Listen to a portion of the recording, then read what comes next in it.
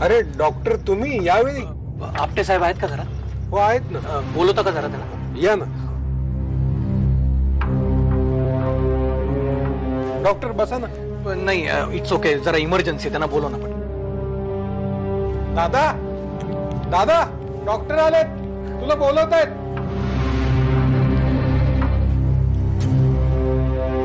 Doctor Salil, इतक्या रात्रीचे तुम्ही इथे कसे? आपटे साहेब, तुम्हाला एक महत्वाची बातमी सांगायची आहे. कसली बातमी द्यायची होती?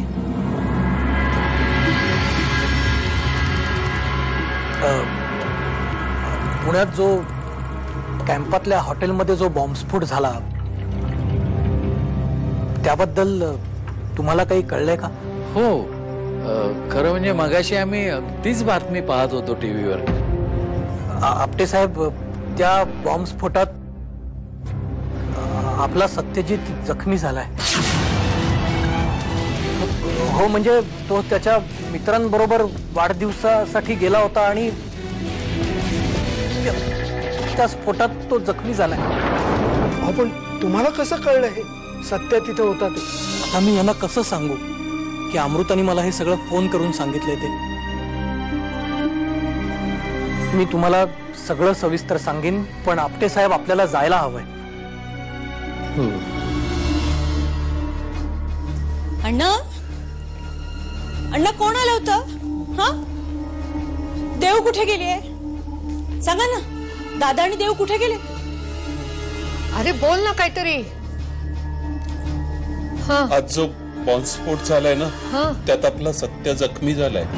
काय?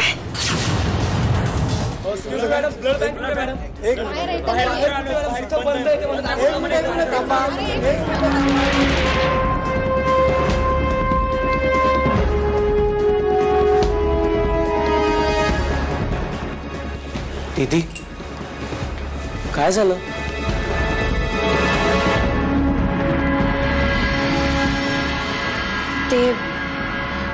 ते आत्ता जे इथून गेले ना, ते डॉक्टर सलील आहेत आणि ती देविका आहे आणि बहुतेक त्यांच्या बरोबर आहेत ते सत्यजितचे बाबा आहेत. आपण बोलायचं का त्यांच्याशी? नाही नाही, नको नको.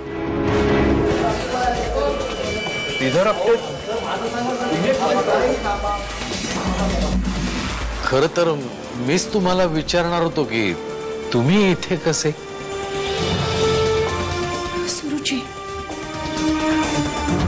सुरुचीला पण इथेच ऍडमिट केलं.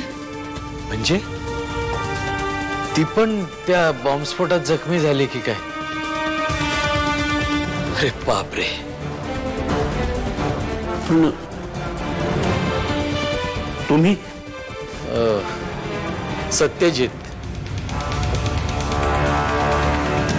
सत्यजितला ऍडमिट केलंय. म्हणजे तो मित्राच्या पार्टीला गेला होता वाढदिवसाच्या, तिथेच तो बॉम्बस्फोट. आणि म्हणजे बांटूच्या पार्टीला सत्यजित पण होता?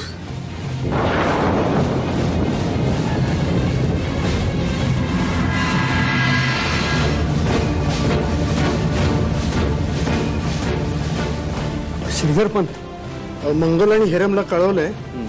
तास दीड तास तरी लागेल त्यांना इकडे यायला.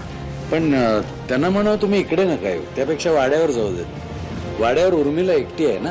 हो, निघताना फोन करतो म्हणाले, तेव्हा सांगतो. ठीक.